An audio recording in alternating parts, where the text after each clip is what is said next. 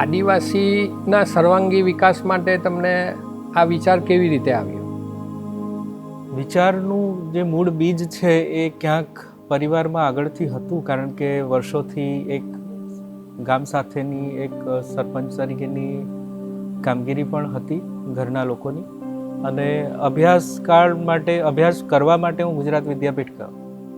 અને ગુજરાત વિદ્યાપીઠની સ્થાપના જે છે એ ગાંધીજીએ 1920માં કરેલી. અને એ સ્થાપના એટલા માટે કરેલી કે ગુજરાતના કે દેશના કોઈ પણ વિદ્યાર્થી વિદ્યાપીઠમાં ભણે અને ગામડામાં જઈને બેસે, ગ્રામ ઉત્થાનના કામ કરે. અને એ જ વિદ્યાપીઠમાં મારું ભણવા જવાનું થયું 2005-06માં. અને ભણતા હતા ત્યારે એવો વિચાર આવ્યો, અને ત્યાંનું આખું અત્યાર સુધી એવું ભણતર છે કે જાતે રેટીઓ કાઢવાનું, સવારે પ્રાર્થના કરવાની, સફાઈ કરવાનું, ખાદી જ પહેરવાની. અત્યારે પણ એવું ચાલે છે.